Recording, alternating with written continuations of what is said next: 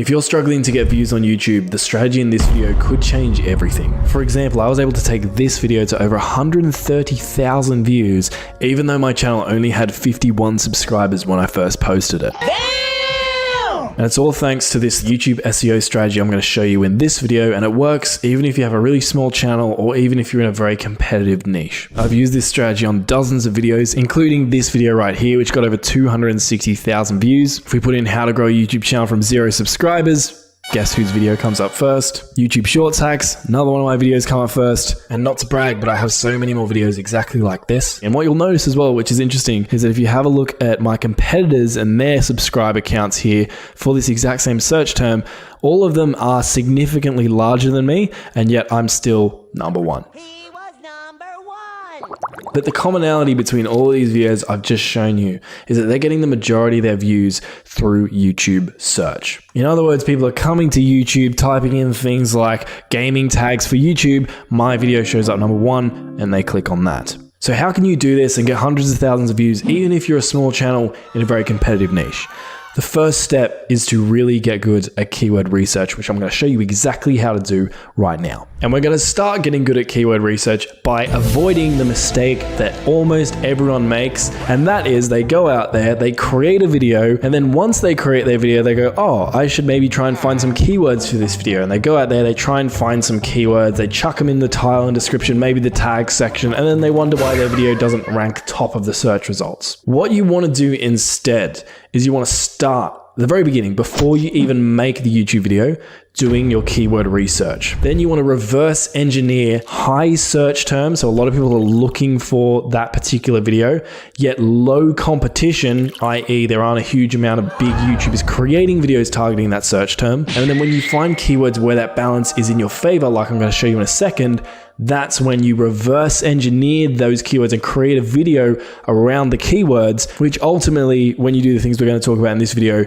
will result in you being able to rank number one and get a ton of views, because we all like views. And so we're going to start out by using a tool to actually research the market before we even talk about creating a video. And so the first step of this strategy is to pick a good keyword research tool. Now that might sound boring and obvious and like it doesn't actually matter, but do not skip this step, because again, this is another huge pitfall so many small YouTubers suffer from. Most keyword research tools out there don't work very well, and so you're getting crappy data, crappy information, which leads to you having crappy keywords and crappy videos that don't rank. For example, let's take this keyword right here, gaming tags for YouTube. And a lot of YouTubers who think they're pretty savvy, when they're doing their keyword research, they use YouTube's new keyword research tool. Now let's put in our search term here, gaming tags for YouTube. And you'll see if I hit enter on this, it actually says, it looks like there aren't many search results for this term, which is crazy because I've created this video. I know the analytics for this video. I know for a fact that this search term is getting searches. Another popular keyword tool is the keyword planner. Now it's saying there is some volume here, so at least it's not lying to us completely, but it's so broad. It's like between 100 and 1,000 average monthly searches. Here's another more advanced keyword research tool, TubeBuddy. Here it's a bit better. It gives us a more accurate estimate. It says around about 1,000 views per month, but they're probably just rounding. Another one, keywordtool.io. We actually don't even need to do our keyword research here, because if you come into TubeBuddy, little secret when you hover over this is it will tell you that their data actually runs off keywordtool.io, so they're basically the same thing. Here's another tool, Ubersuggest. Search volume, it says is 30 per month. So you can see I'm using some tools here. They're saying there's not even enough traction to show any data. Some are saying, oh, it's around 1,000. Some are saying, oh, it's only 30. Other tools are saying, well, there's some, but I'm not sure if it's 100 or 1,000. See, it's all over the place. And that's why I personally now gravitate towards vidIQ, because if I come to vidIQ's keyword tool, type in gaming tags for YouTube, what you can see is that it actually gives me a specific number. It says for gaming tags on YouTube, the search volume is 1,337. And in general, I think vidIQ's tool is the more accurate out of all of these. Now you might be wondering, if vidIQ is so much better, why doesn't everyone just use it? And the reason for that is you get what you pay for. But recently they did reach out to me and I gave them permission to create an exclusive page just for you, my subscribers, on their site where you can get vidIQ for just $1 for your first month. It's a pretty wild discount. When you do that, you'll be supporting this channel as well. So with that out of the way, let's actually move on now to doing some proper keyword research. Now, there are actually two ways to start out here. The first way is to basically go to YouTube, find one of your competitors. I'm going to say like Alan Spicer, he's another YouTuber who does videos about YouTube. Going to click on his channel, go to videos, and then we're going to search by most popular. And what you want to do is find popular videos from your competitors that are searchable videos. What do I mean by this? Well, for example, if we come to my channel, let's take a look at this video here. It says, small channels do this to make the algorithm love you. Now think about that title. No one's going to YouTube and typing in small channels do this to make the algorithm love you. This particular strategy we're talking about right now, we're going to try and rank our videos high in YouTube search. So this would not be a good video for us to look at. On the other hand, if I come to Alan's channel here, things like how to download a YouTube video, how to turn on and off restricted mode, how to delete a YouTube channel, these are all search terms people would actually enter into YouTube, and then Alan's video might come up. Anyway, you can find some of the most searchable videos and then basically enter the main keyword or keyword phrase from that video into your keyword research tool. So if I was to take this video, for example, how to download a YouTube video, the fast and free bit doesn't really matter. So I would come to my keyword research tool and I'd type in how to download a YouTube video and hit search on that. And this is what I call your root keyword. This is the keyword that you enter that allows you to then start really digging into other keywords and related keywords and really find the gold. And I'll show you more about that in a minute. But first, I want to give you an alternative to what I just talked about, which this is one way to find your root keyword. But some of you might not have really many competitors to model. And so if that's you, what I want you to do instead is enter a very broad and vague keyword that relates to the types of videos you create. So in my case, it might be YouTube because I create YouTube tutorials. So now obviously YouTube is a terrible keyword for me to try and rank for, but what it does is it gets me started and it gets me some data that I can start digging through. So either way, whether you're using a competitor's video as your root keyword or just using a very general term related to your niche as your root keyword to get you started, the next steps are all the same. In this case, I'm just going to continue with using this general keyword since it's already here. And what you're going to do is you're going to come across to this tab here, which is matching terms. This is going to give you a list of keywords that have your root keyword in them. And then what I want you to do is I want you to come across to this overall button. This is basically a score that vidIQ tries to provide you to measure how likely it is that you can create a video around this keyword as a small YouTuber and get views. It's not perfect. I'll get into that in a moment, but it's a rough way to sort of narrow down the data a little bit. So what I'm going to do is I'm going to click on it and it's going to order these videos by the highest overall score to the lowest score. And now I'm going to go through these keywords here. I'm going to look for ideas of videos that I could be creating.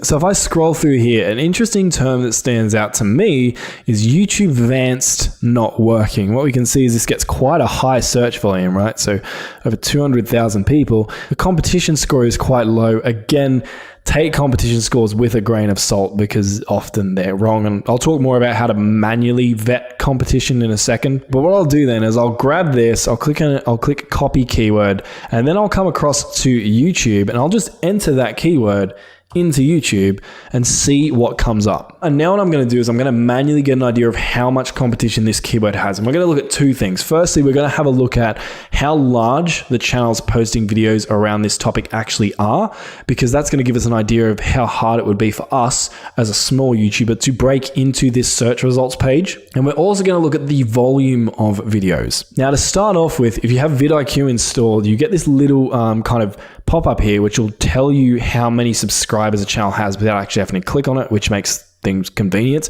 And this actually looks like it could be a really interesting search term for us, because what you can see is the #1 video ranking here has almost 300,000 views. It was posted 1 month ago and it was by a creator that only has 1,000 subscribers. The video below that, 600,000 views 1 month ago, posted by a creator with only 2,000 subscribers. Another one 3 weeks ago, 50,000 views, posted by a creator with 7,000 subscribers. Now from that standpoint, this looks like a very lucrative keyword. It's clear that a lot of small creators are ranking high for this. The thing that concerns me here with this keyword is if we scroll down, have a look, it looks like we might have been a little bit too late with this one. There are already 1, 2, 3, 4, 5, 6, 7, like There are already a ton of small creators who have already jumped on this within the last month and created videos about it.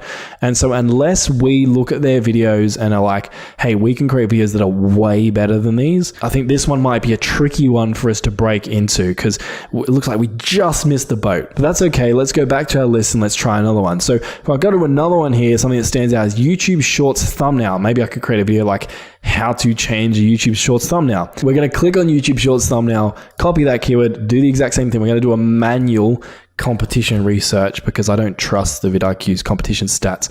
And what you can see here, really interesting as well. The videos that's showing up don't have a huge amount of views, and there is one creator who's a small creator who's showing up as in a second position, which is pretty good. But what I can see is that there are a bunch of larger creators who are making videos on this. Think Media here 3 weeks ago, 2.5 million subscribers. Robert Benjamin, 550,000 subscribers. vidIQ, 1.5 million subscribers. So while this one doesn't have as huge a volume of videos showing up for it, it does seem like there are a lot of larger creators already creating videos on this, and chances are, because they're larger and they have so much more experience on me and an existing audience, they're going to have an advantage over me. Their content's probably going to be pretty good, and it's going to be hard for me, assuming I'm a small creator who's kind of just getting into this, to break into this search results page, again assuming I don't have something really special to bring to the table. So I'm going to go back and I'm going to continue doing my research, and so let's scroll down a little bit further. YouTube keyword research, there we go. Should be funny. I could do like an Inception. I could keyword research a YouTube keyword research video. But no, I like this. This one's interesting to me. So 100,000 search volume, low competition, pretty decent score here. How to upload shorts from PC. Let's copy that keyword and let's take a look at that. Now this is looking a bit better here. There aren't a huge amount of videos. Look, there's 1, 2, 3. Yeah, there's pretty much only 3 that are recent. This one's not recent at all. It's pretty much only 3 that are showing up. Out of those 3, 2 of them have over 100,000 views. This one's almost got 500,000 views. And those creators only have 1,000 subscribers or so. And I can almost guarantee that most of this dude's subscribers have come from this video. If I was a more established channel, I reckon I could make a video on this exact search term and it would probably do well. However, for example, let's say I'm a complete beginner and I want the best chances of getting some views. And I'm happy to sacrifice the chance of getting a huge amount of views for a higher likelihood that I'm going to get a significant amount of views. And so what I might do here, for example, and this is where you can get a bit creative, is I might change out a variable here. So I might change this, instead of how to upload shorts from PC, what if I change this to how to upload shorts from Mac? And now this is actually looking pretty good for me because most of these videos that are showing up, one, they're pretty small creators. Check out this one, only 500,000 creators, and he's showing up as the 3rd search result. And also in these guys' titles, they're not specifically for Mac. They're saying for PC or Mac. So if I'm coming into this and I'm just a Mac user, I'm typing how to upload shorts for Mac. In my head, I'm repeating, I want to know how to upload YouTube shorts for Mac. I'm going to be more likely probably to click on a video that is specifically for Mac users as opposed to a video that's like for PC or Mac, because I'm just going to assume that the strictly for Mac version is probably going to be more catered to my needs. So let's copy this search term, and what I'm going to do is I'm going to actually click on this search term here. That's going to enter it as our main keyword now, and it's going to give us, we're going to get some calculations on this. So vidIQ is going to give us a competition score. So it reckons that the how to upload shorts from PC is pretty good. 100,000 search volume. Competition it reckons is low. Now let's change this from PC to Mac. See what we get. Now this is an interesting example here of how the competition score can be wrong and lie.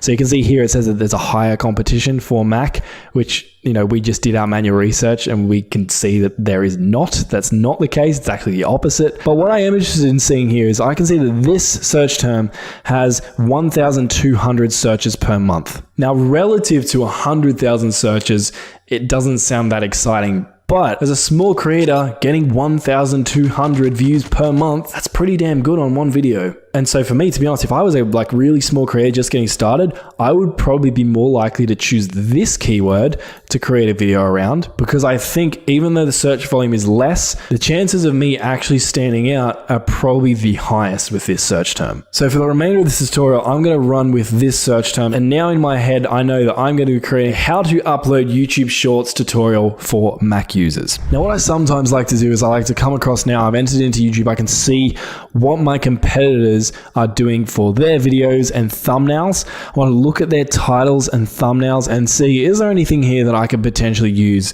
to stand out? Now, you don't always want to take inspiration from the thumbnails of videos that are already showing up here because one, you want to stand out, and two, because we're going for much smaller and more niche search terms, often your competition who show up here actually don't have very good thumbnails. So you should ignore their thumbnails and just create your own one that's going to be a lot better. I'll talk more about how to create great custom thumbnails later in the video. But either way, I would always come here, just take a squiz at what's going on, just in case there's something that I could be inspired by or certain patterns I might notice or pick up. For example, one real quick pattern I've just noticed, out of all of the videos here, they pretty much all have the YouTube Shorts logo in them. Notice that, except for this one video here, and out of all of the videos, this one's done the worst. So what I'd pick up here is when I go to create my thumbnail for my how to upload YouTube Shorts on Mac video, I want to make sure I use the YouTube Shorts logo in it because it seems like that's worked well for a lot of the others here. The other thing I'll look at is look at the length of the videos you're competing against. So normally you want your video to be a similar length, roughly within 20% either way of the length of their videos. So in this case, I'd be looking to make my video somewhere between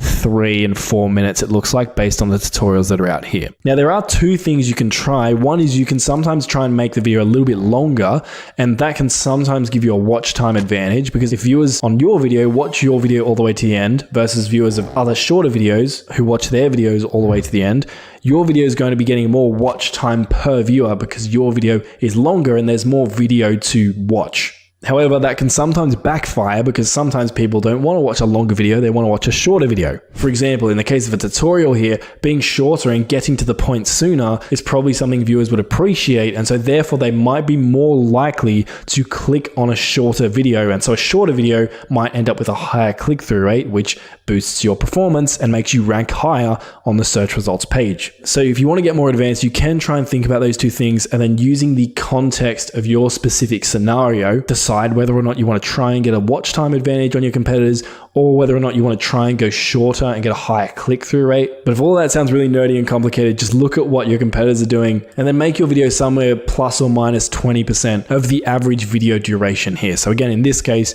looks like it'd be around 3 to 4 minutes. Now, I've just sat here for 10 minutes doing this and I found this search term. Ideally, I would be spending hours looking for video ideas, trying to find the ones that are going to be most likely to succeed based on the criteria I've mentioned previously in this video. But for the sake of this tutorial, let's just continue on. And now that we've got a video idea where there is some proven data showing us like, hey, this could be a good thing to create, let me show you exactly how to optimize this video so you're highly likely to show up high on the search results. So again, you're going to come to your keyword research tool, make sure you've got your keyword inputted here, and then we're going to come across to matching terms. And something I want to highlight that's really important, a mistake a lot of people make here, is that when they're adding keywords into their description and their title and their tag section, they feel like they have to include like a wide variety of tags to try and spread the net as wide as possible to maximize their chances of getting views. You actually want to do the opposite, as you can see here. I'm not going into related keywords, I'm going into matching terms. I want to be hyper specific and targeted on this one keyword.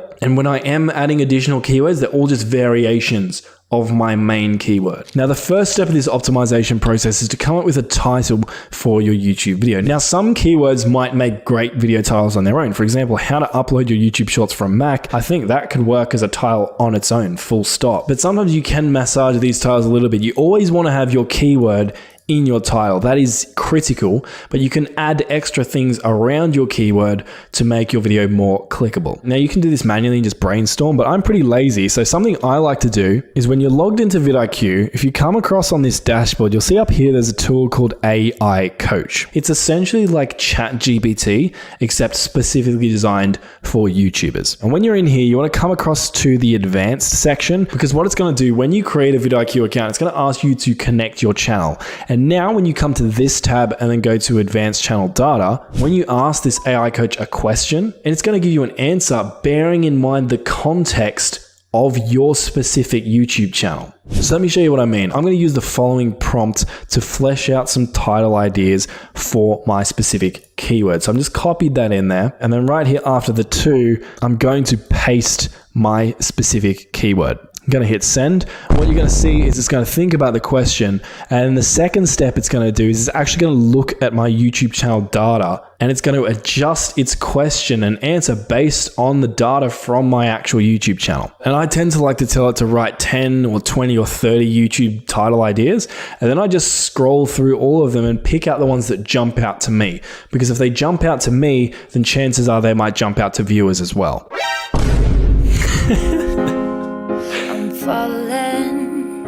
See, and so here we have our list, and it's actually given us some love hearts and exos. So we have our list here, and out of these title ideas, I could generate another 10 or 20, and I might actually do that. But really, right off the bat, the one that actually stands out to me is how to upload YouTube Shorts on Mac, easy and efficient methods. The reason it stands out to me is, remember, when we were doing our research earlier, the most popular one of these videos actually is how to upload YouTube Shorts from PC so easy. It uses the keyword easy. I think I just sneezed out 3 brain cells. And so learning the easy way to upload shorts from Mac seems to be something that viewers appreciate. So what I'm going to do, I might adjust it. Potentially I might remove the and efficient and just change it to easy method. But overall, I like that one. It has that keyword phrase in it, and it has a little value add that might make it more likely that people will click on our video compared to someone else's video. Now what we're going to do is we're going to use our second prompt.